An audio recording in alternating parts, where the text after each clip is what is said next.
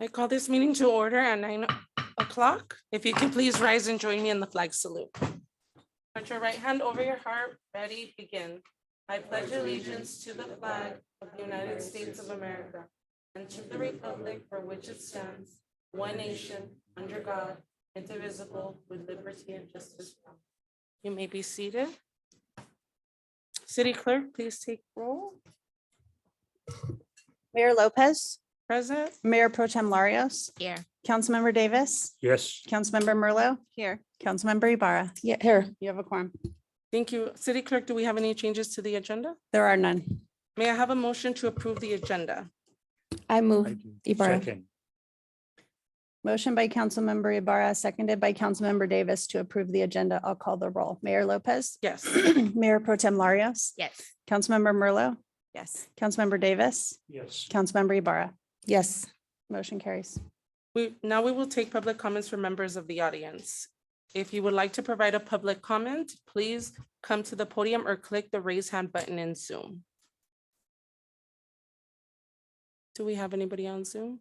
There are no raised hands on Zoom. Okay, we will now go on to presentation item number 1.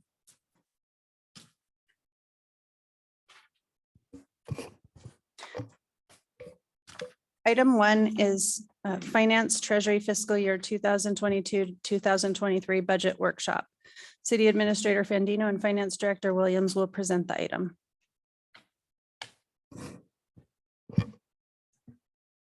Good morning, Honorable Mayor and City Council members. So before you today, we have more information on the current year's proposed budget. With that, I'll turn it over to Scott, and I'll be jumping in part of the presentation. So I'll let Scott kick it off, and then we'll all talk about it. Okay, yes, if we may. Good morning, Honorable Mayor, honorable members of the City Council. Thank you for the opportunity to continue for our evaluation of the fiscal year 2022-23 operating and capital budgets. To start off in the next few slides, we have just a couple of slides for summary and review, as well as highlighting any changes, and they were minor, that occurred from the first workshop to this one. And then from there, we will we'll hand it off to both VPU and Public Works Director to take a detailed look at the capital expenditures that were discussed last time. So first up, just by way of review, this is our approach as we assemble every fiscal year budget. We're looking long-term, midterm, and short-term, and it's strategically short-term is the management of uncertainty, and we talked about how the uncertainties have changed in the last 2 years. We went from, and thankfully coming out of the worst part of the pandemic, and now we face a whole other set of potential headwinds that we have to keep a close watch on. And that all goes into the estimation of revenues in particular, and how they might be affected with the coming events, let's say in the next 12 to 18 months. As always, we're looking for efficient and effective use of the resources. And that's what we note there, the optimization. And that's to get us through this operational year. Looking long-term, we're looking for solvency and stability. And we're on that trajectory, as we saw with the trend of our reserves. It is always our responsibility to bring forward policy that will ensure fiscal accountability, long-term sustainability in the form of reserves, and operational efficiency, again, and that's part of our maintaining of infrastructure, which we'll be taking a detailed look at in just a couple of slides. So this is a high-level summary of everything that we covered last time. So in the left, we have the governmental as well as the utility funds on the right. So what we are highlighting is just the summary. The left column our current budget year that we will be finishing up the 30th of June, the proposed budget, and the changes year over year. So the primary changes, and one reason we're taking a detailed look at capital, is an increase in capital expenditures. Part of that is streets, but an array of other projects as well. And then on the VPU side, as we know, just the cost of energy and gas price escalations. So those are the primary changes year over year, big picture. Next, we have just a highlight. Now, these are some of the details of changes, and they were mostly to the positive. So we list there, we were able to adjust revenue, and this was just taking a closer look at some of the work papers, and it was administrative overhead that needed to be associated with the water fund as well as the other utilities. It actually resulted in an upward revision of 600,000, as you can see. There was a decrease in the administration budget. Again, just taking a look at an allocation of an employee that should have been coded to IT, so that adjustment was made. Again, just a slight adjustment in the IT department associated with a halftime, or not halftime, but just a half allocation of an FTE. And then finally, one thing we wanted to make note of, the council note in their in the summary of the council budget, it was brought to my attention that there was a change in benefits, about 26,000 year over year. And that was the result of the council is, I believe, the only department that has the option to opt out of CalPERS. And so in one year, you had participation of all 5 council members in CalPERS. The next year, 2 opted out and then opted back in. So what you have is either an increase in pension costs, and they're at different rates,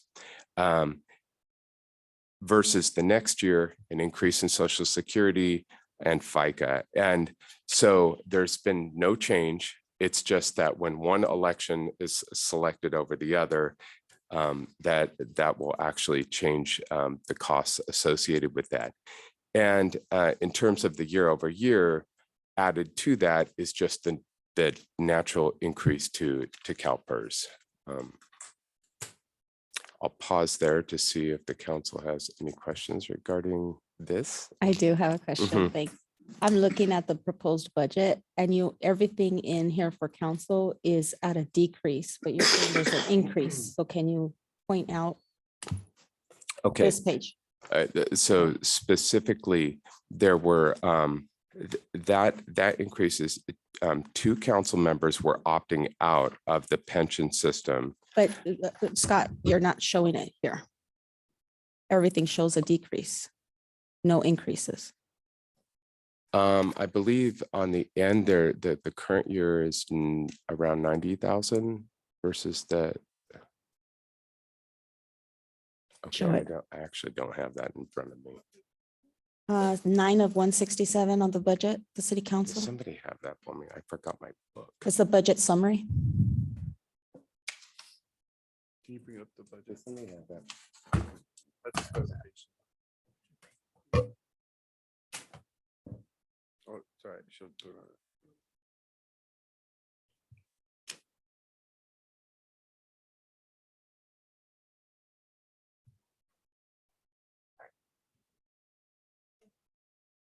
Sorry, everything shows a decrease.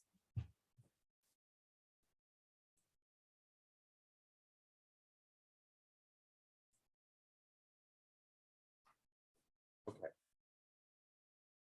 I had it backward, the 93,000. Scott, could you please speak into the mic? Use your mic. Use the Oh, microphone, please. sorry.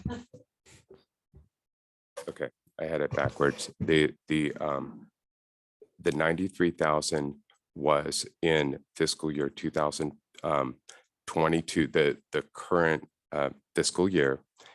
And the opting out of CalPERS decreases that by 36,000. And then some of it is timing because none of these fell perfectly within the 7/1 to 6/30.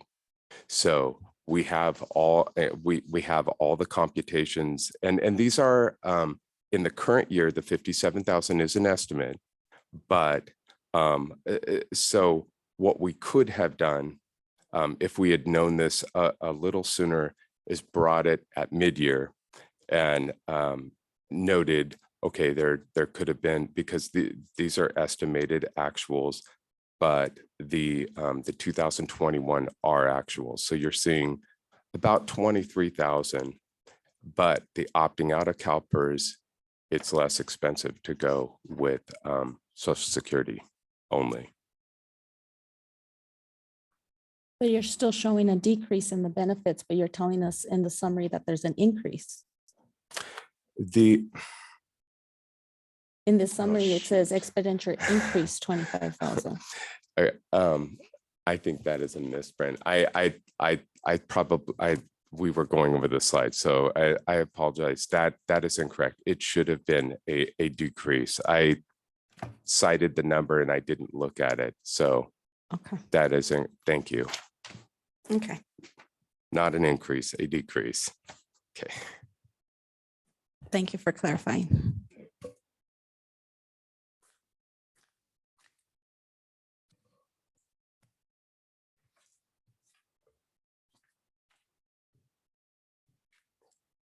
Is there any further questions? Okay, so at this time, we will, next slide, we will hand it over to VPU and Todd, Assistant General Manager, for review of our capital electric and water fund. So the plan here is to talk to both department heads to basically understand what capital projects that the departments are proposing. Since the majority of our CapEx that we have budgeted this year is it's north of $20 million. So I just want to make sure that the city council is aware of what we're budgeting for capital improvements, and you can ask any questions during the presentation. So these are high level overview of capital improvement projects that will be done both in VPU and Public Works. Go ahead. Good morning, Honorable Mayor and City Council members. So we're going to do a quick high-level overview of the VPU capital improvement projects for electric and water plan for next year. So to summarize, VPU capital improvement projects are construction projects that upgrade or replace aging infrastructure and add new equipment and facilities to our systems. VPU capital improvement projects are one-time, large dollar investments in our infrastructure to ensure reliability, increase our capacity to serve, and foster expansion and growth within the city. So looking at the electric enterprise in 2020, we did have a bond in March of 2020. So the first portion of the fiscal year, we will finish spending on that bond. It was a $25 million bond. To date, we spent $17.9 million. So we still have $7.1 million to spend in projects over the next 8 months, ending at the end of the calendar year in 2022. So just to recap, we have $5 million that will be spent in fiscal year 2022, 2023. The other $2 million will be spent before the fiscal year. And then we have about $4 million in non-bond funded electric engineering projects. And then in all the other divisions in VPU on the electric side, we've got about $2 million worth of capital projects for a total of close to $12 million for next year. So we thought we'd just look back very briefly. So some of the projects we've completed, I'd like to highlight the transformer bank replacement projects. That's bank 3, 4, and 5 at Leona substation. Transformer banks are large capital equipment items that transform high voltages produced at MGS or transmitted from Southern California Edison to lower voltages for distribution throughout the city. You'll see them located in our electric substations. And you can see the picture to the right On the left is our old transformer bank, and on the right is a newly replaced transformer bank and what it looks like.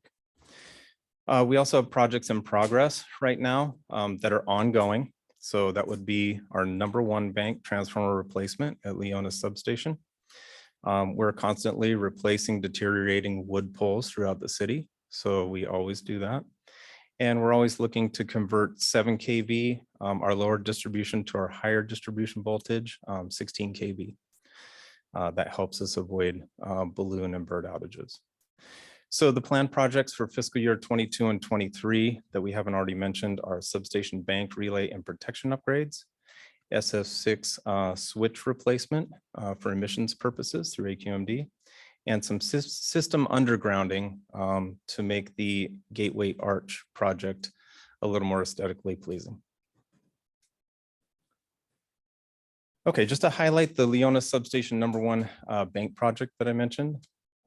This is a bank replacement project.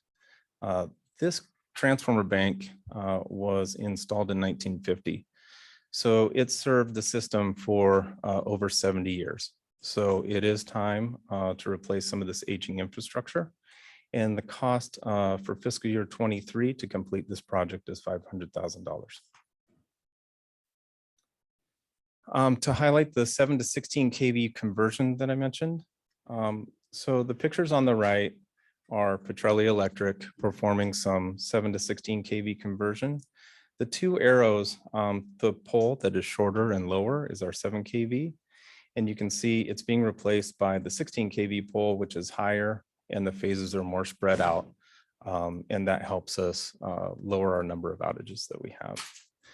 So we do have a project for next fiscal year, non-bond funded. And that will be circuits on Bandini converting to 16 kV. And the cost for that project next year will be $425,000. And then out of one of our new transformer banks that we placed at Leonis, we're building a new 16 kV circuit. This circuit will come out of Leonis substation and address some of the capacity issues we have in the center of city and allow us to have load growth and operational flexibility out into the future. And for next year, the cost for this project is $1.38 million. So on our electric system, our goal is to have electric systems and facilities working at optimal levels, resulting in the safe, reliable, and efficient delivery of electricity to our 24/7 business community and our residents. We pride ourselves on being responsive, reliable, and affordable. And this type of electric service is key to retaining a stable customer base and attracting new evolving business classes to Vernon. Notable are some of our achievements. So by replacing this infrastructure, it really helps us maintain our RP3 Diamond level award. We've achieved that level, which is the highest level you can achieve through APPA over the last decade. And 25% of that award is based on system improvements, which we've been detailing in this presentation. The other thing that we're really trying to, that we've achieved through replacing this infrastructure is the outage reduction achieved from converting our 7 kV to 16 kV.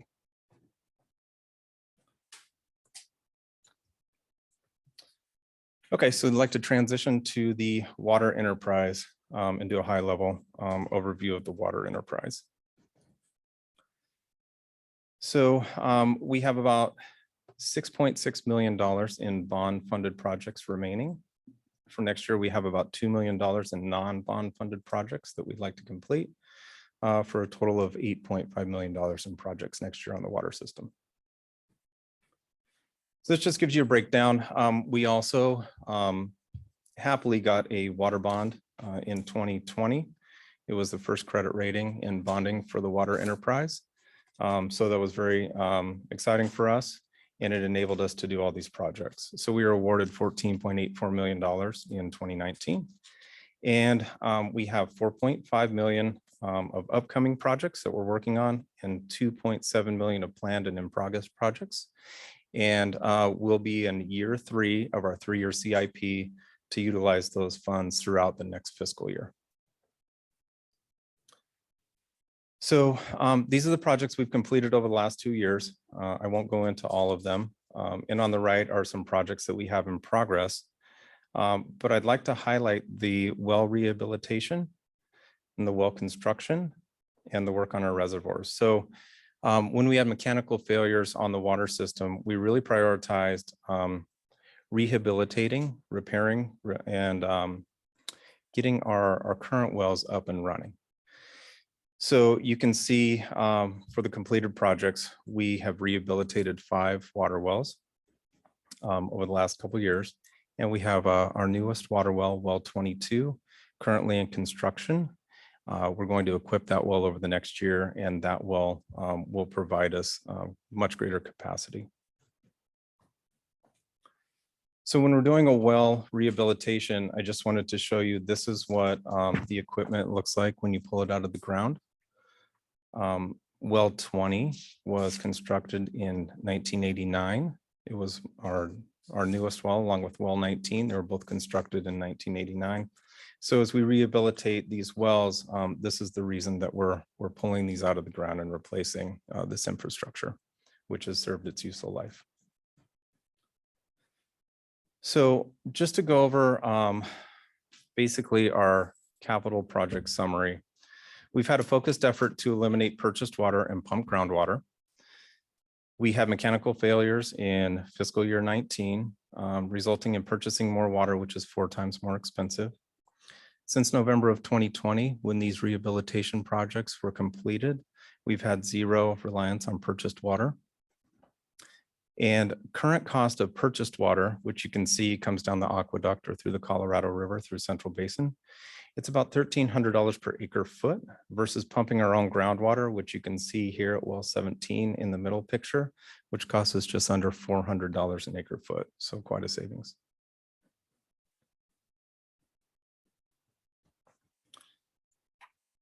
So in addressing our reservoirs, after we addressed our production systems with our wells so that we can pump our own groundwater much more inexpensively, we've moved on to our reservoirs, and our reservoirs are where we store that pumped water to be put into the system when there's the demand for it. So currently, if you've been by the houses, city housing on Fruitland, we've had this project going on at Pumping Plant 3 to recoat the interior and exterior of those reservoirs. Once we do that, infrastructure improvement should last nearly 30 years. So the next time we'd have to be there into the 2050s. The reason why I'm showing this is because in fiscal year 22-23, we plan to move to Pumping Plant 2, which is located on Downey, near the other city housing, Downey and Vernon Avenue. So these projects are extensive projects where we drain the reservoir, redo the coating, redo the exterior, and these are about $2 million per project. Okay, and then last year we completed our first main replacement project. So this water main was replaced on 50th Street. The reason we replaced it is so that we can get the full capacity out of our new water well, well 22. Had we not replaced the main, then we couldn't have produced as much water out of that well into the distribution system. So just to show you where that water main goes, it's catty corner to the power plant. The new main runs from on Soto Street on 50th Avenue, and the arrow points to our new water well. That's well 22. That'll be our first new water well in the city since 1989. Should produce about twice the capacity of our current wells. So to summarize our goals and our projects for next year, we want to remain on schedule and on budget, complete the remaining bond-funded CIP projects.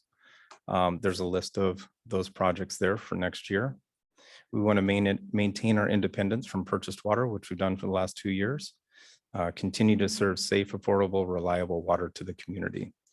And some of these improvements have resulted in the achievements of being nominated for the Facility of the Year Award in 2022.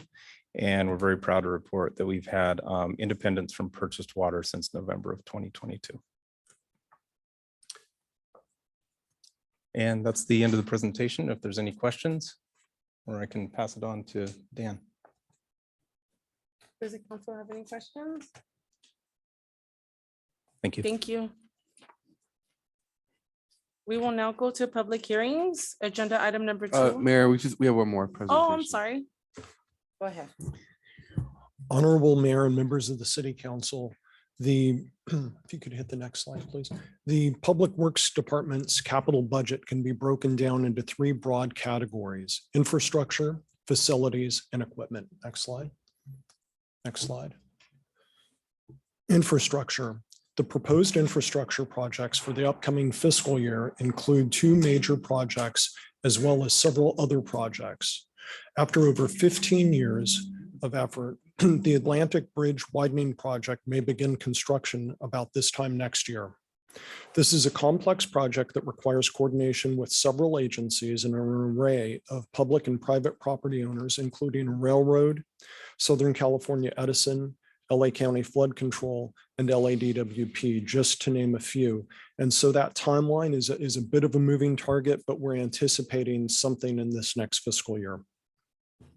The largely grant-funded project will add and widen lanes to ease some of the congestion into and out of Vernon and provide better sidewalks over the LA River. Another major project is pavement. This year, Public Works completed a pavement condition survey of every street in the city. The survey found that our streets on average have a letter grade rating of C-, which is not so good. The streets are in this condition because in previous years, when the city was on not very good financial footing, investments in pavement maintenance were a logical place to reduce funding. Now that we as a city are on sound financial footing, it is time to start reinvesting in our streets. Public Works has created a pavement management plan. This plan uses the information from the pavement condition survey to develop a schedule of projects that, if implemented over the next 5 years, will get our streets from their current C- condition to at least a B+. The cost of these projects would be between $4 to $5 million per year over the next 5 years. And at the end of that 5-year time period, we could continue to maintain the B+ condition of our streets by investing just $1 million per year in pavement maintenance work ongoing. The other projects, while minor in cost compared to the major projects, will have a significant impact on the appearance of the city. The Tree Stormwater Project will use $474,000 in restricted Measure W stormwater funds to construct tree basins that were designed in-house by our engineers. These tree basins capture and clean stormwater from our streets, water the trees, and increase the city's tree canopy. On the previous slide, you saw a rendering of the Gateway Monument. Public Works is working with Vernon Public Utilities on relocating poles that are in the way of the Gateway Monument and anticipate that installation of the sign will be around the first of the year. We're proposing $500,000 to continue beautifying our street islands. We're also proposing to spend $470,000. Please go. Thank you. Well, before we go there, let's go back to the sign so we can explain to them. Sure. So there's some poles there that they have the same right of way with LADWP, so we need to move them in order to put the gateway arch, which is just to the left of that, right? Yes, just to the right. It's to the right. So it's on the far west side of the Yes. street. Yep. Trattoria side. Yes. Okay. Yeah. So there is a pole, like Carlos was saying, on the Trattoria side. There's also, I believe, a guy pole that's on the east side, but that's a much easier relocation. So Public Works is coordinating with VPU on undergrounding the lines within that area. So that is a bit of a project, and it will have us delayed until we're looking at the first of the year to begin the sign project. Let's see, where are we? We've spent we're proposing to spend $470,700 for traffic safety improvements, with $305,700 of that coming from grants. These projects include crosswalk safety improvements and traffic signal improvements to make the traffic signals more visible, as well as purchasing a sign shop for the Public Works Department so that we're able to quickly replace signs that have visibility problems. We are also budgeting to spend $200,000 on striping our streets. ADA implementation, it will be $250,000, and that's for this year's portion of the citywide implementation plan that was adopted by the City Council this previous fiscal year. The money will be used in coordination with the pavement project to install curb ramps while streets are being resurfaced. We're also budgeting for catch basin repairs. Trucks run over the tops of some of our catch basins and have caused some pretty significant damage. We propose to use $100,000 in Measure W stormwater funds to repair these catch basins. The California High-Speed Rail project and its related Link US project may cause significant impacts to Vernon, including possible changes to 26th Street and the potential closure of 49th Street at the Malabar Yard. We're not sure of what the time schedule is, but this item is a contingency to be used for consultants to assist the city in fighting these impacts should the need arise in this fiscal year. Abandoned rail spurs and vacant lots attract illegal dumping and homeless encampments. We're asking for $90,000 to be allocated to address cleaning up these blights. Facilities. For facilities, we've budgeted for the replacement of the city's fuel station, which is over 30 years old and prone to breakdowns, and it's not in compliance with current code. We've also asked for budget here at City Hall for an energy management system. This is a computer-based control system that controls and monitors mechanical and electrical equipment such as ventilation, heating, lighting, and power systems. And this is to ensure maximum comfort for occupants and balanced with equipment longevity and energy efficiency. We're also budgeting for some remodeling of some of the office space and conference rooms here at City Hall, and including equipping some of our conference rooms with current technology. Currently, some of the conference rooms basically just have a phone in them. So we're looking to upgrade something to be able to make presentations to outside visitors. We have budgeted for security measures to be installed on the first floor of the parking structure to make sure that we have a secure environment for our police officers and their patrol vehicles. And then we're also asking for money for the recycle yard. The city owns a vacant lot on 55th Street, just west of Santa Fe, that is used for collecting metal, concrete, and asphalt to be recycled, as well as to collect and transfer other construction debris and illegally dumped material to large roll-off bins for disposal by our waste hauler. This item budgets for moving this operation over to the utilities pipe yard on Downey Road. For city housing, we have budgeted for the remodeling of one home and the City Plaza project. The City Plaza is where most community events take place. And fortunately, we have a lot of space in our City Plaza. We just need to figure out how to better use it, especially as our community events have grown in size and number. This item will contract with the designer to coordinate the needs of all city departments for all anticipated events in the development of a purposefully designed plaza. And we have an item also for the remodeling of the police break room. Onto equipment. Much of the equipment in our fleet will be 20 years old or older in 2023, and it's getting beyond its useful life and needs replacement. We also have 2 pieces of equipment that need to be replaced because of AQMD requirements that do not allow for continued use of diesel engines for certain vehicles in our fleet. Our street sweeper will be 20 years old in 2023. The dump trucks are required to be replaced by AQMD. The inspection vehicles I'm looking to have replaced will be 20 years old. And similarly, the Ford F-150 Lightnings will be replacing 2 vehicles that will turn 20 years old this fiscal year. Sign truck, again, a 20-year-old vehicle we're looking to replace. The delivery vehicle is a 33-year-old vehicle that we're looking to replace. 7 of these vehicles that we're replacing, we're looking to replace with electric vehicles. Next slide. This concludes my presentation. Are there any questions? Does the council have any questions?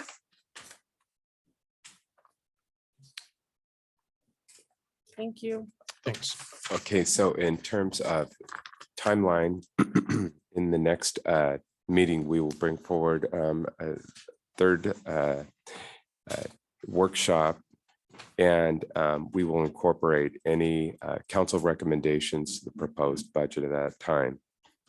If there are none, in the first meeting in June, we will present the final budget for adoption, and if approved and adopted, it will go into effect July 1.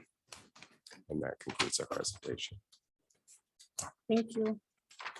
We will now go on to public hearings. Agenda item number 2 is truck to rail transfer facilities within the city of Vernon. Public Works Director Wall will present this item.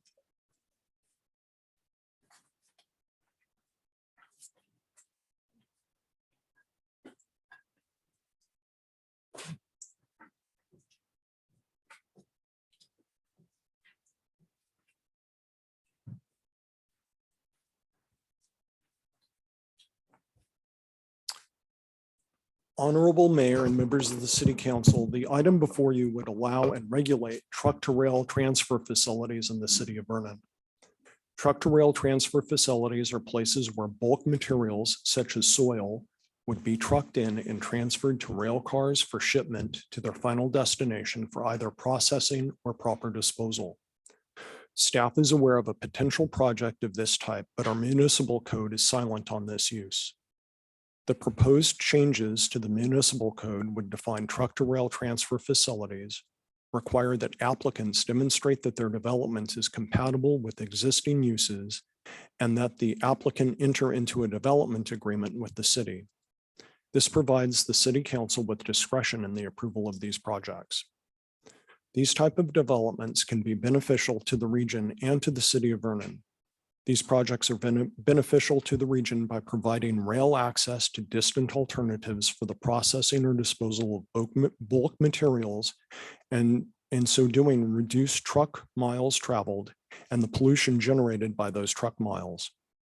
These projects can be beneficial to the city by placing blighted, non-productive rail spurs that sometimes are host to homeless encampments and illegal dumping into a productive use, and through the potential revenue sharing that could be required by development agreements. I'd also like to note that the date for the second public hearing in the published notice of public hearing was incorrect and should be May 17th instead of May 10th. A notice with the correct date of the second hearing will be published. This concludes my report. Do any of the members of the City Council have any questions for staff on this item? I do.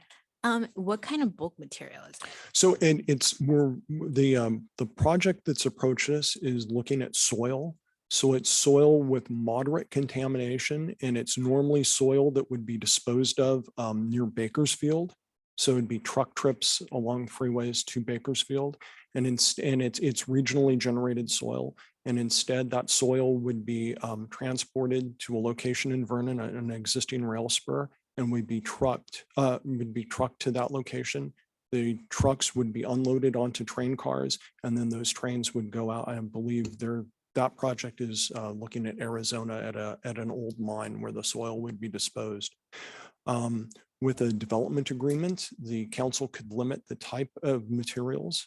So there's a lot of discretion that we have that the council has on these type of projects if we go the development agreement route, including mitigations and that kind of thing. Okay, I just have an issue with it moderately contaminated. What are the parameters of moderately? So there's state contamination and there's federal contamination, and this material would be contaminated material at the state level, but not at the federal level. What kind of contaminant? Not sure at this time.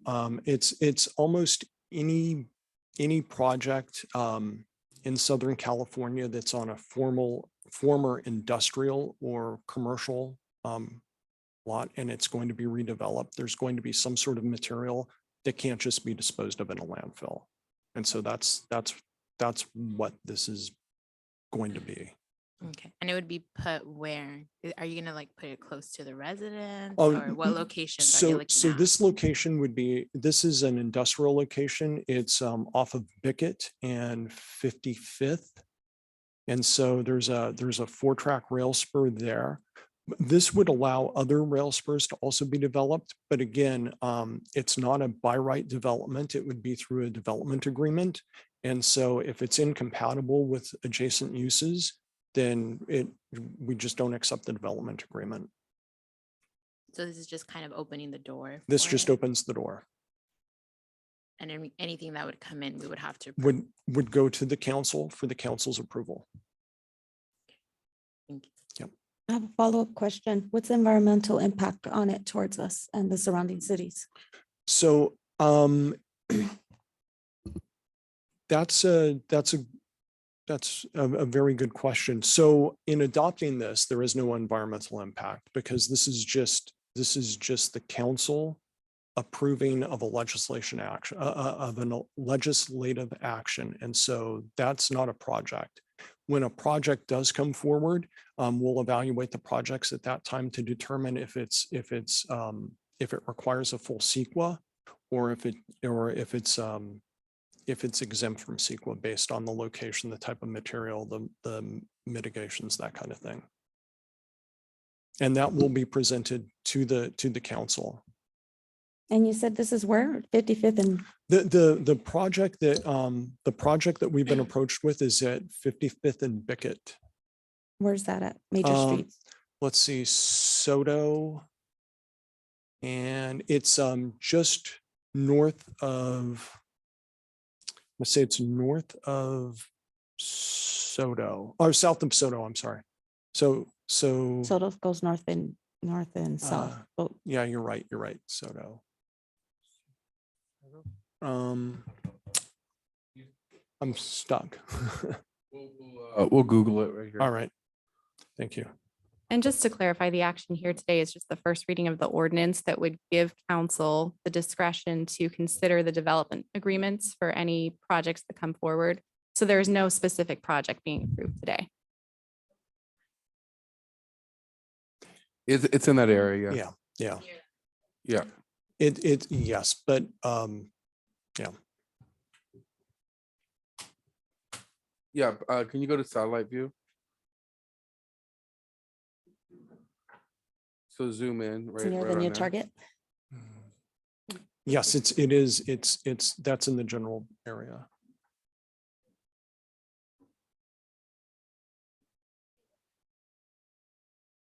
I think it's too close to a high school. Okay, That's the concern for that area would be too close to a high school and you're near residential. You have residential right behind the high school. So Mhm. I do foresee in that Sure, area, I do sure. foresee Yep. issues coming forward we- to the city based on that location. right. So and I would consider a different location, if Perfect. anything. Right, and again, the action that will be taken at the next meeting would not, it's not approving a project, it's just opening the door to the possibility of a project. And I will make sure that we inform the project proponent that so far this location that's being proposed just not in the cards, so. But if I Pardon? can just interrupt for 1 second, we just want to make sure that the determination on the ordinance isn't tied to any specific project Right. because we could be impinging, future applicants if we're sort of prejudging projects based on this ordinance or making determinations based on future projects related to the ordinance. So I would try, I know it's difficult not to sort of look at the down the line impacts, but if we can focus on the ordinance itself and if there are any proposed revisions or other parameters council, wants to place. But we get into a sticky kind of due process area if we are vetting potential projects related to the ordinance But itself. since it's just an ordinance, can't we just put in the parameters now, go back and do a change then? Because you're opening a door. The way I see it is you're opening a door, but you're not setting guidelines and you're going to do individual base by base.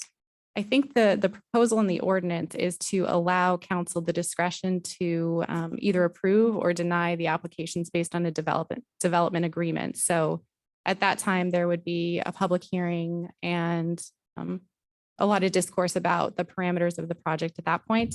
The ordinance itself, I believe, is somewhat general. Yes, Where yes. currently the code is silent as to any truck to rail transfer facilities. So it's really just putting the ball in council's court and developing a process by which you can either approve or deny in these areas. I think the housing overlay is excluded from the permitted areas. I think they would be permitted in the industrial zone with the exception of the housing overlay. Yep. There's already the presumption of general incompatibility with existing industrial uses. So I think they have to overcome Right, that right. presumption in making a presentation to that point. Yep.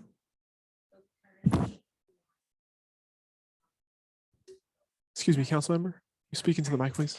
Currently, if you wanted to build one of these sites, you wouldn't have to go through us. So what you're doing is setting up a procedure so that it would go through council.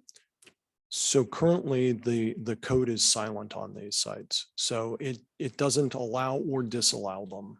So we Okay. have nothing in place to permit them. We have nothing in place to deny somebody this use. Okay, so passing this would bring it to our attention. Yes, yes. Okay, And thank each you. and every one of these projects would be brought to the council the way this amendment is written. Okay, thank you. That clarified.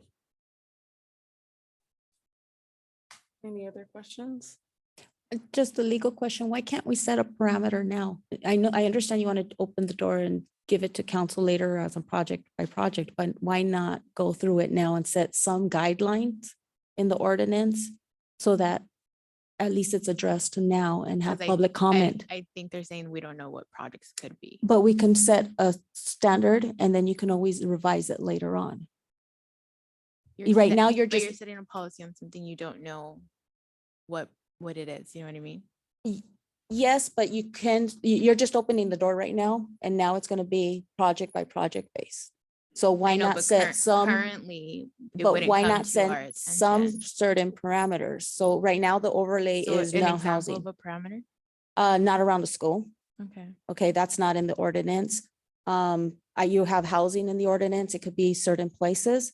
So I would just put some more parameters in that ordinance. We could come and open it right now, but probably edit it on the second reading and add some standards, some guideline in there. Yeah, I think and I would defer to Dan on the substance, but if there are radius parameters or other criteria that council wants to build into the ordinance to even get into the door, kind of to subject the project to approval of a development agreement, I think staff can explore that. Yeah, we'll take a look at that. That's all I'm asking, just some parameters. We can still treat it based case by case, but you can build in some parameters in there. And when we say parameters, do you mean location parameters or environmental parameters or what? Both.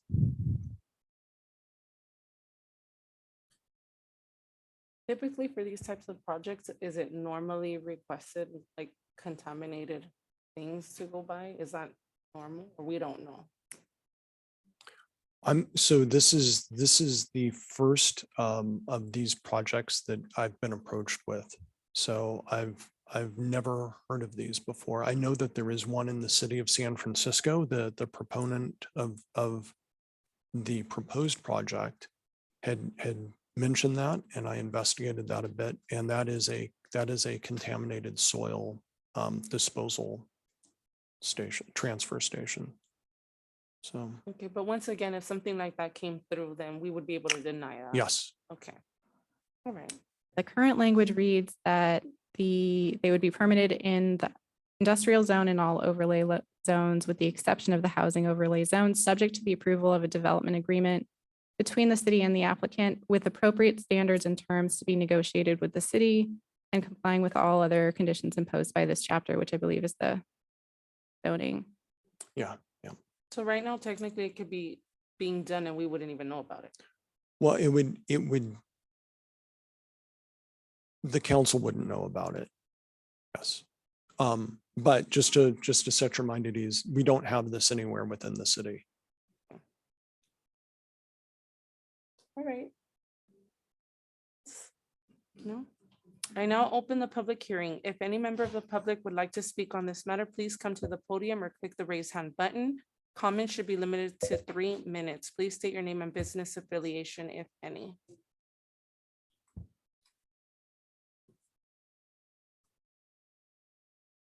Do we have anybody on Zoom? We have no raised hands on Zoom. Okay. I now close the public comment portion of the public hearing. Does the council have any questions of staff at this time? Seeing that all questions have been addressed, I hereby close the public hearing and open council deliberations. Once deliberations are complete, I will entertain a motion. Is there a motion on this item? I just moved to add just the two. If we can just add it to the ordinance, it could always get modified later on. I just like to have a peace of mind that when we open the door, we could include that in there so that people are aware of it. We only have housing overlay in four locations. But the city is 5.2 square miles. Dan, do you have enough direction point on those 2 points? If we're introducing the ordinance, we need to have specific language. Well, is the direction for staff to come back So, with a revised ordinance? yes. Yes, So is the the motion motion, is to come back with a revised ordinance with the With the added language. Adam language, related to? location and. Radius. Yes. Thank you. So does this mean it comes back for another reading and then a final? Okay. Yeah, you're not introducing it We're today. not introducing it. It would have to come back for first It reading has to again. come back. Mhm. So the dates will be edited as well on. Sorry. Let me just go back to it. This public hearing dates are going to be edited then, correct? Well, we should continue this hearing to a date certain so that we don't have to renotice. That can be next meeting or the meeting after that, whatever is appropriate for staff. And then, so the motion would be to direct staff to bring back a revised ordinance, including provisions related to radius and environmental matters. And to continue this hearing to, Next meeting or the following? I think the following meeting.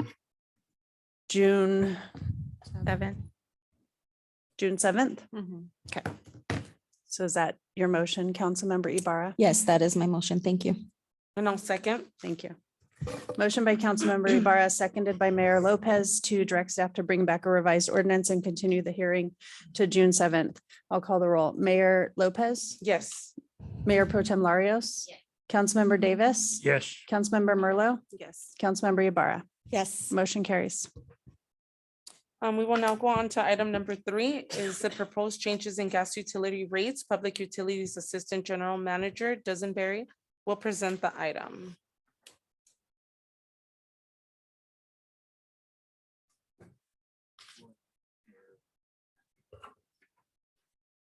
We have a presentation. So just wait to pull that up.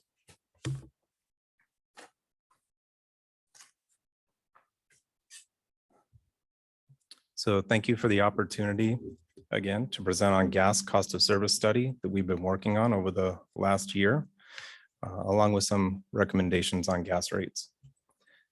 So during the last calendar year, VPU has presented this item to city administration, performed outreach to the Chamber of Commerce, presented to the Business and Industry Commission, and has held community outreach event for interested stakeholders. Similar to the process we followed for the electric and water cost of service studies performed over the last several years, we'll be discussing the gas system that supplies natural gas to the Vernon business community and supplies the Malberg generating station with the gas that is used to make the majority of the electricity used in the city. In contrast to the electric and water systems that have served the community for nearly a century, the gas system is 16 years old, relatively young, and still growing. It is at an important juncture, and we would like to make sure that the system has the funding to address aging proactively and enable more Vernon customers to utilize the system. Next slide. So a brief overview of the cost of service study and rate review. We used a third party to perform the study. Using a third party ensures we have an independent evaluation. New Gen Strategies and Solutions was identified through competitive selection. The project manager, Tony Georges, who's here today, has more than 20 years of utility, financial, and regulatory experience evaluating utilities. And the cost of service and rate review occurred over the last year, was a year-long assessment. BPU currently has a total of 115 gas customers and 4 different customer class types. G1 residential, we don't currently have any residential customers. G2 is large commercial customers. G3 is transportation only, so they procure the commodity themselves and just use our pipelines to transport the gas. And then G4 commercial, which are our large commercial customers, commodity and transport. So the findings of the study, we need to meet the gas revenue requirements, which state that the VPU Gas Enterprise Fund needs to recover the following: labor, maintenance, and supplies, capital investments to support growth and customer connections, and administrative and regulatory costs. The Gas Enterprise Fund is currently providing a VPU credit, which is a 5% bill credit to all gas customers back on gas customers' bills. That credit was part of Measure R, which is the UUT, the Utility Users Tax. In 2018, it was a ballot measure, and BPU provides the 5% credit to make that UUT increase to the general fund cost neutral to the customer on the bill. So one of the findings of the cost of service study is there's an expected shortfall of approximately $1.8 million per year over the next 3 years. And just to provide a little background, BPU has not adjusted gas rates for customers in over a decade.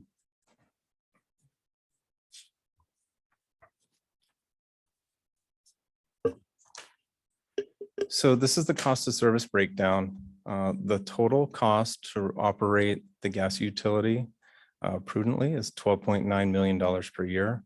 Currently, we recover through the rates $11.7 million a year, including giving a $600,000 VPU credit back to customers on the bill. As you can see, we have the shortfall of $1.8 million that we're trying to make up.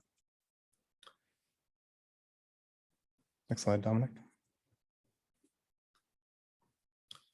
So the priorities in undertaking this study, we wanted to ensure that the gas enterprise remains safe, reliable, and responsive with the necessary funding to operate and maintain the gas system. Our second priority was to ensure that BPU gas rates remain significantly lower than other gas providers. So currently BPU's G2 and G4, which are small and large commercial customers, are on average 50 to 60% lower than SoCal Gas. Again, in G1, we have no residential customers as of the moment. And in G3, in order to maintain our competitive advantage, we just recommended a smaller rate adjustment here. We currently have 4 customers on this rate. They procure the gas themselves and just use our gas pipeline to transmit that gas to their facility. So to note, we do have a competitor in town. We feel we provide a superior service. However, for us to convert a current SoCal Gas customer to a Vernon Gas customer, it has to make sense for the business's bottom line to make the switch. And again, G3 is our least competitive rate against SoCal Gas, and we wanted to maintain a competitive advantage for those 4 customers in that class. Next slide, Dominic. So this is our recommended recovery framework to make up that shortfall. Again, the objective was to recover the gas deficit and create a self-sustaining viable gas enterprise. Our recommendation here is to implement rate adjustments to be applied to all commercial gas classes. Our second objective was to ensure VPU remains a significant competitive advantage over SoCal Gas, at a minimum 15 to 30% less than SoCal Gas. And just to note that SoCal Gas has historically raised rates frequently. And we do have communication from them that they'll be increasing rates over the next 4 years. So again, we want to minimize the adjustment impact to customers by phasing this in over a 3-year period. We also want to reduce the rate percent increase to customers by eliminating the VPU credit. That would be effective July 1, and that would be our first phase of the adjustment. So we do recognize that no one likes to hear a rate adjustment is planned. However, that was at the top of our mind during the study. And the 3-year approach was developed to minimize the burden to our customers. I'd also like to note that these percentages in comparison to SoCal Gas were the rates, SoCal Gas rates in 2021. And so as we are making a rate adjustment, we fully expect SoCal Gas to raise rates into the future as well. So our proposed rate adjustment strategy to cover that full cost of service, we're proposing a 3-year phased-in approach of approximately 5% per year. In the first year, we would simply eliminate that credit, and that $600 would stay in the gas enterprise. $600,000 would stay in the gas enterprise, making up 1/3 of that deficit. In year 2, we recommend a rate adjustment from G2 through G4 commercial gas customers. Also in year 3, a rate adjustment for those customers. So the rate adjustment by class, no change to G1. We don't have any customers in the residential class. G2 are large commercial. We're recommending approximately a 5.6% adjustment per year in years 2 and 3. G3 transport only, 1% a year, again, to maintain that competitive advantage over SoCal Gas. And G4, our large commercial customers, approximately 4.6% per year in years 2 and 3. So at this point, I'd like to bring up our consultant, Tony Georges from NewGen. Thank you, Todd. These next few slides just highlight and translate the impacts into dollars on a bill and benchmark the VPU gas rates against SoCal Gas's rates just to see how the phasing in over the 3 years stacks up to SoCal Gas, at least currently. We don't know what will happen in the future, although they are likely to go up. So in this slide on the top table, you can see the G2 through G4 classes. I would highlight the G2 and G4 classes, as Todd had mentioned, you provide what we call full service, full requirements. You're providing the gas commodity and the delivery. For G3, you're just transporting or delivering the commodity. They procure the commodity separately. These are very large customers in G3. But you can see there in phase 1, it's the same implementation across all 3 rate classes. The elimination of the 5% UT credit that has been applied to the bill, that would be eliminated. That does generate close to $600,000 under the conditions and assumptions we were looking at in the gas market at this point in time. In phase 2 and phase 3, in the subsequent fiscal years, you would see the rate increases happening to the base components of the rates, and the overall bill impact would be again about 5.7, about 4.6 to 5.7 in G2 and G4. So in the 2 classes where you're providing the full service, those customers would see a bill increase of 5 to 6% roughly in each of those phases. In G3, it would only be a 1% increase. That's the transportation only class. In the bottom table here, you can see the net impact of that in total dollars. What I would draw your attention to is the bottom line in that table showing the change in revenues. This is essentially at the end of the day what the gas utility would be seeing in increased revenues under current conditions and to what they're currently collecting. That would then go fund those capital needs and the increased labor needs and increased staffing needs and procurement of new customers. And that's roughly $600,000 per year for each of the phases. So we attempted to implement it in a very steady fashion. Next slide, please. The next 2 slides will just show you some graphics. There's a lot of lines on here, but what I want to draw your attention to is the orange line, which is SoCal Gas. So that's the competitor here within Vernon. You can see the orange line is substantially above the other lines. All the other dotted lines are the different phases and recommended rate changes over time and bill changes over time for those customers in the class. This slide represents those 2 customer classes, G2 and G4, where you're providing the commodity and the delivery. So you can see here, you've got a substantial competitive advantage across a number. The left side of the graph, the y-axis there, is showing the average dollars per therm, or dollars per unit of consumption. The x-axis there will show you the monthly consumption in therms over time. So obviously, the number of different customers consuming at varying levels. But you can see there across every level in G2 and G3, the level of consumption that we looked at, you're substantially lower than SoCal Gas. And the dark green dotted line there, that's the end of the phased in rate impacts and the bill impacts. So that's 3 years away. You're still 25 to 30% less at the end of the 3-year phase in than SoCal Gas currently. In G2 and in G4, you're roughly 15 to 20% lower across those varying levels of consumption. And G4 is a little bit larger commercial customer, but you're still 15 to 20% lower even after 3 years of the phased in rate increases. Next slide. This is the same slide, but representing just the G2, G3 class. This is the transportation only class. So you're not reselling the commodity, the gas commodity to them. It's just being delivered. We represented this in a couple of ways just to show you the effect of the rate riders. If you're familiar with rate riders in investor-owned utilities and many municipal utilities, you have your core rates to deliver the service, and then there's a number of riders like for greenhouse gas emissions, other types of things. If you ever seen your own utility bill at home or your cell phone bill, there's a bunch of little added riders at the bottom and rates. Those have a significant impact on the total bill. So we wanted to show you both ways here in this graphic. The left graphic shows you the total rate. So this shows you that orange line. SoCal Gas's rates in this class are flat. It doesn't vary with how much you use. It's just a flat rate. No matter how much you use per unit. Again, the same axes on these graphics. You can see here after the 3-year phase in of these rate changes, you're still essentially 12% less than SoCal Gas under SoCal Gas's current rates. And that's under the total bill. And if you look under the to the right, that graphic shows you what's primarily under the control of Vernon. So if you look at the Vernon controlled costs as compared to SoCal Gas's rates, that's even much lower. So there's some pass-through costs that Vernon has around greenhouse gas emissions that have to pass through to these customers that are really out of Vernon's control.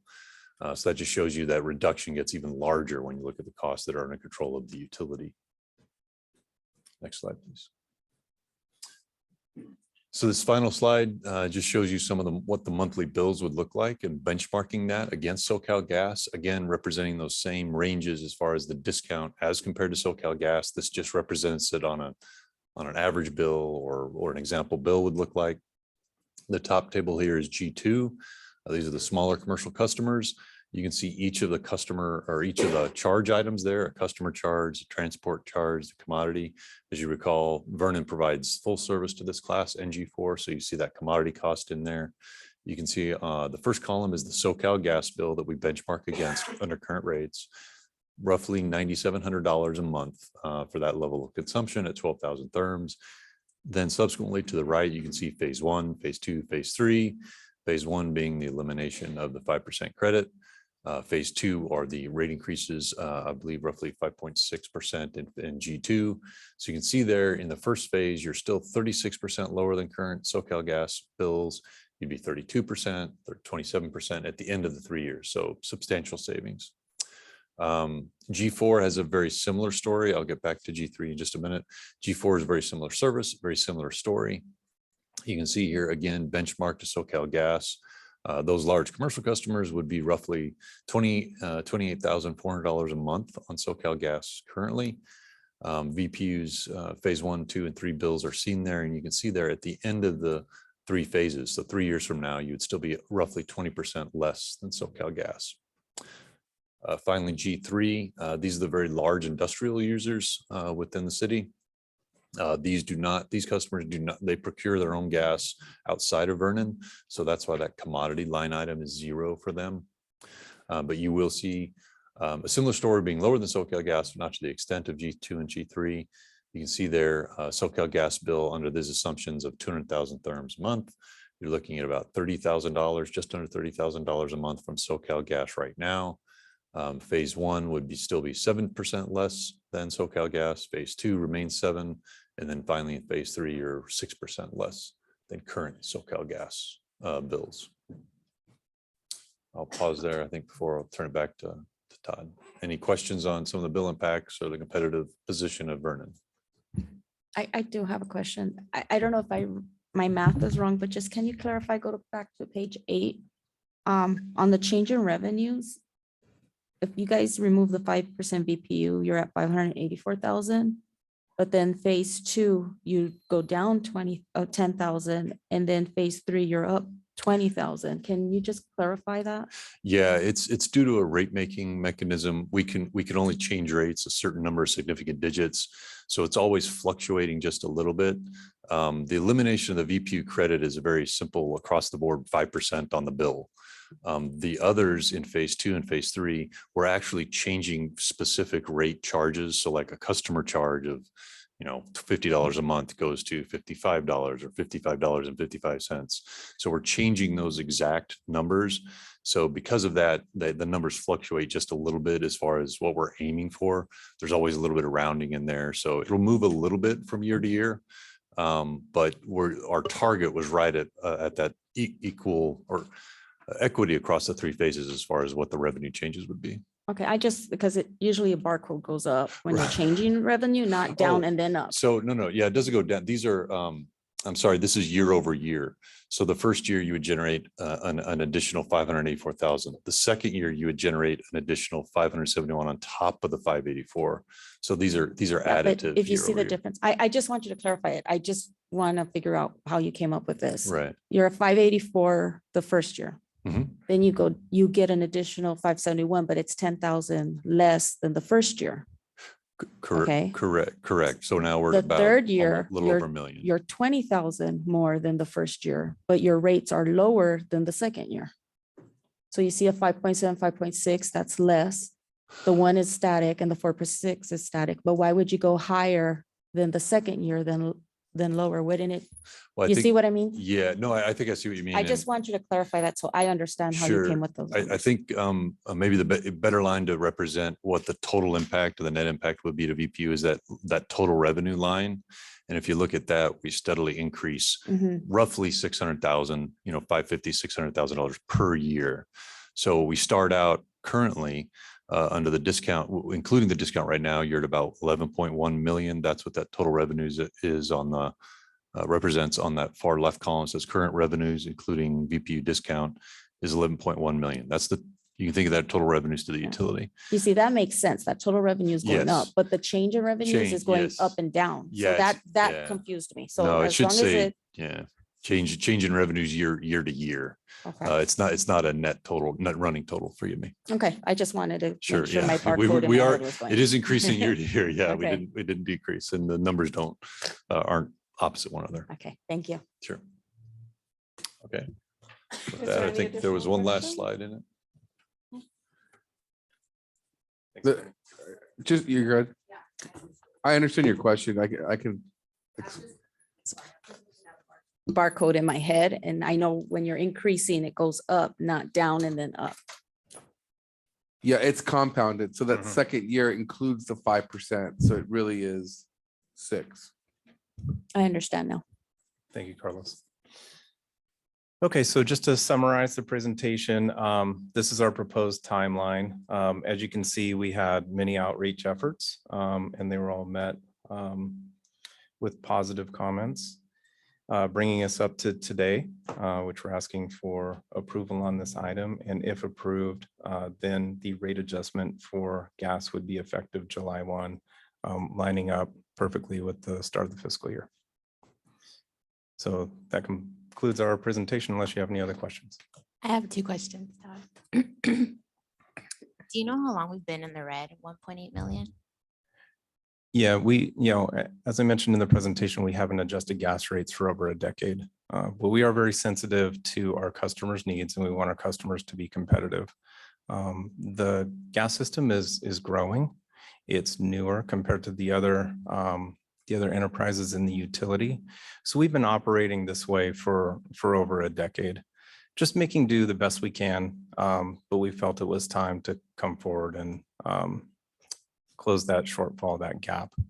There are some regulatory requirements, that we need to comply with. And there are also some capital investments that we need to make, similar to Dan's, where we need to replace aging vehicles, things like that. So it does account, the rate adjustment does account to pay for those things out into the future in the next couple of years. Okay. And then the second question is, are the rate adjustments just going to take us out of the red, or are you eventually going to make a profit? No, so being a publicly owned utility, all we can do is recover our costs. Okay.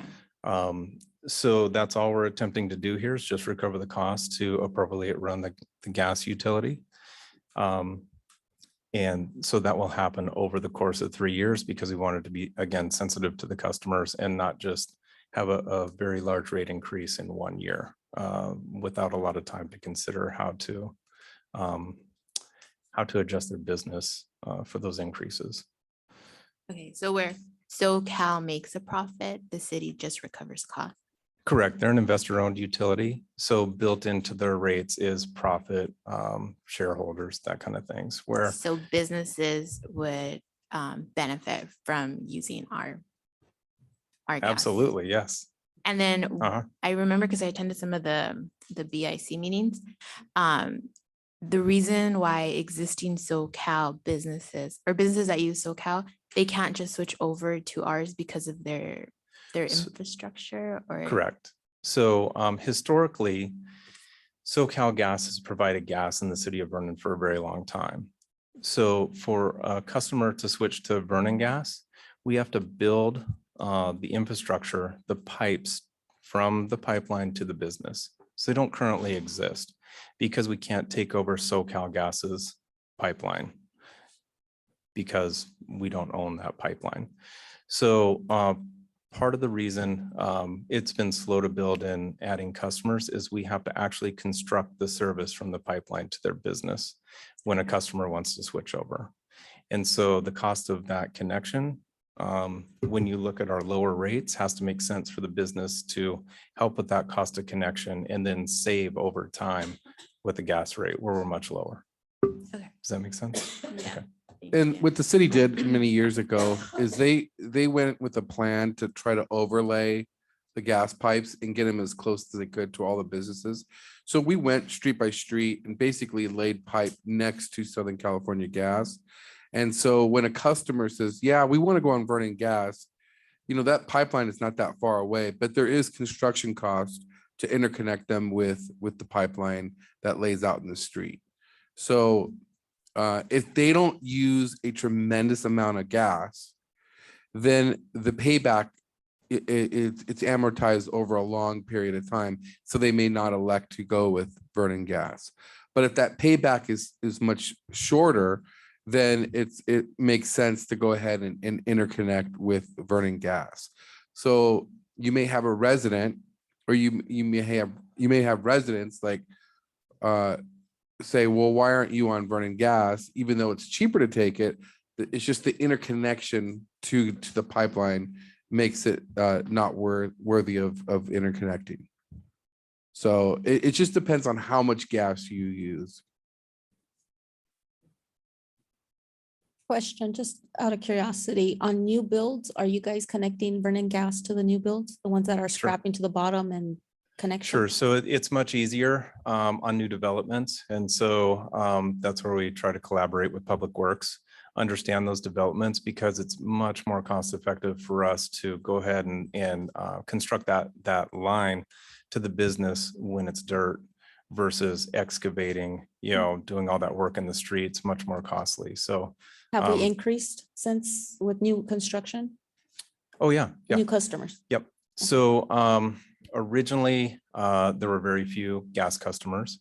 Currently, we have 115, and we've connected over 85 customers, you know, in the last decade. So we're steadily moving up, and this will really help us connect more customers. Sure. Thank you. I now open the public hearing. If any member of the public would like to speak on this matter, please come to the podium or click the raise hand button. Comments should be limited to 3 minutes. Please state your name and business affiliation, if any. Do we have anybody on Zoom? There are no raised hands on Zoom. Okay, I now close the public comment portion of the public hearing. Does the city council have any questions? Seeing that all questions have been addressed, I hereby close the public hearing and open council deliberations. Once deliberations are complete, I will entertain a motion. Is there a motion for item number 3? I'll move. I'll second. Motion by Councilmember Ibarra, seconded by Mayor Pro Tem Larios to adopt resolution number 2022-11, amending natural gas rate schedule numbers G1 residential gas service, G2 small commercial gas service, G3 large commercial gas transportation, and G4 large commercial gas commodity for gas distributed and supplied by the city within its boundaries. I'll call the roll. Mayor Lopez, Yes. Mayor Pro Tem Larios. Yes. Councilmember Merlo. Councilmember Davis. Yes. Councilmember Ibarra. Yes. Motion carries. We will now go on to item number 4. Item number 4 is requesting for zoning code variance for 4701 South Santa Fe Avenue. Public Works Director Wall will present the item. Honorable Mayor and members of the City Council, the item before you is a resolution granting a request for variances from the zoning code for the development of a data center. It has been about 15 years since the last comprehensive update of the city zoning code. And at that time, data centers were imagined to be little more than warehouse buildings containing computers. The type of buildings that could be easily converted to other uses. And that is how the code treated them, as buildings that were interchangeable with other warehouse or industrial uses, especially with respect to parking and trucking requirements. Modern data centers, instead of computers and warehouses, are sophisticated, purpose-built, temperature-controlled buildings with dedicated on-site electrical substations and banks of backup generators to ensure uninterrupted operation. Modern data centers do not look like and could not practically be converted to warehouse or industrial uses. Modern data centers do not contribute to traffic, create odors or dust, and do not take up on-street parking spaces. Modern data centers are large and steady users of electricity and provide sales tax revenues when computer equipment is installed and periodically replaced. Currently, there are no data centers within the city of Vernon. Prime Data has approached the city of Vernon about replacing an obsolete building at 4701 South Santa Fe with a modern data center consuming up to 49.9 megawatts of electricity. This location is within the West Side specific plan area, and data centers are one of the uses that will be encouraged by the specific plan. The applicant has requested variances from the zoning code for automobile parking, truck maneuvering, and additional street right-of-way in order to accommodate a data center at this location. Staff does not foresee any negative impacts from granting these variances for the development and recommends adoption of the resolution. David Hollenbach from Prime Data, he's the pre-construction manager there, is available to answer any specific questions that you may have. This concludes my portion of the report. Does the city council have any questions? I do have a question. This is located on Santa Fe. Are they is the variance asking to be parking using the street for parking, or? No, not at all. Where- The variance is asking for a reduction in the number of parking spaces that are required to be provided. Okay. And Are there any additional questions for item number 4? No. I now open the public hearing. If any member of the public would like to speak on this matter, please come to the podium or click the raise hand button. Comments should be limited to 3 minutes. Please state your name and business affiliation, if any. Do we have any raise hand buttons on Zoom? There are no raised hands on Zoom. Any questions? I now close the public comment portion of the public hearing. Does the city council have any questions for staff?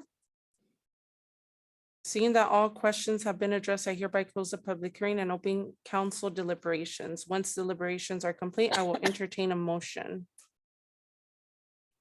Is there a motion for item number 4? I'll move number 4. I'll second. Motion by Councilmember Ibarra, seconded by Mayor Lopez to find the action exempt under CEQA and adopt resolution number 2022-12, granting the zoning code variance requested for the development of a data center at 4701 South Santa Fe Avenue. I'll call the roll. Mayor Lopez. Yes. Mayor Pro Tem Larios. Yes. Councilmember Merlo. Yes. Councilmember Ibarra. Yes. Councilmember Davis. yes. Motion carries.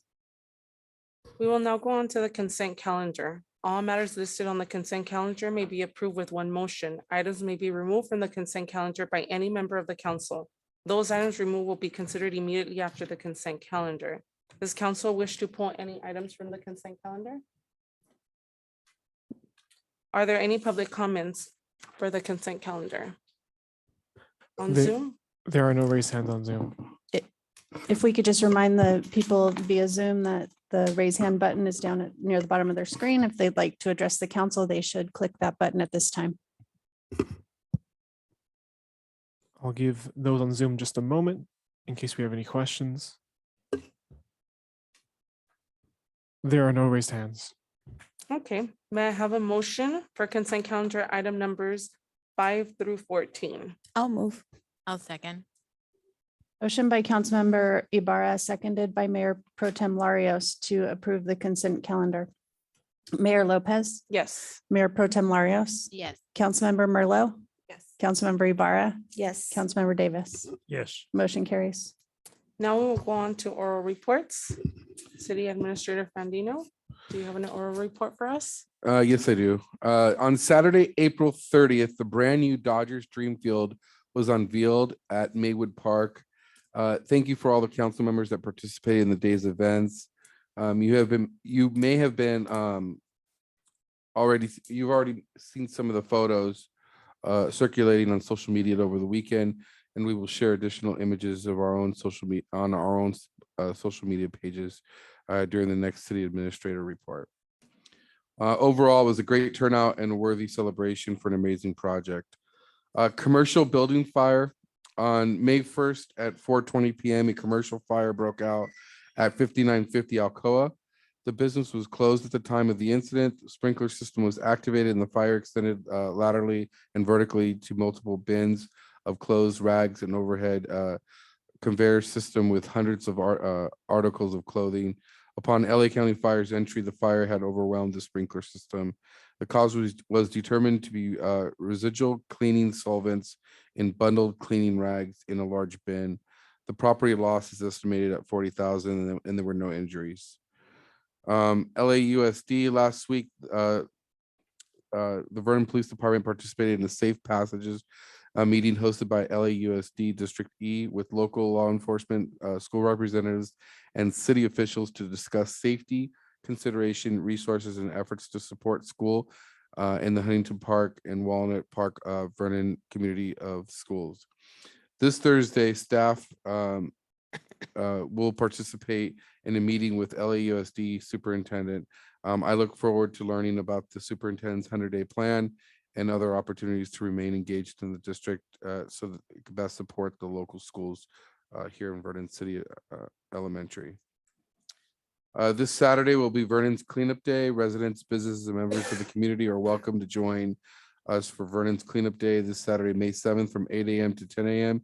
Anyone interested in attending can visit the city's website for registration. And then reminder of upcoming Vernon community events. Our next events are the Vernon Business Breakfast, which will be on May 11th. The Vernon Business and Industry Commission meeting will be on May 12th. The Vernon's Electronic and Universal Waste Recycling event, which will also be on May 12th. And then details of these events can be found on the city's websites under the events category. This Saturday or Sunday, excuse me, is Mother's Day. I wish everyone a nice weekend with their families and a happy Mother's Day. That's all I have. Are there any reports from council? No. With no further business, I adjourn the meeting at 10:29. Have a great day, everyone.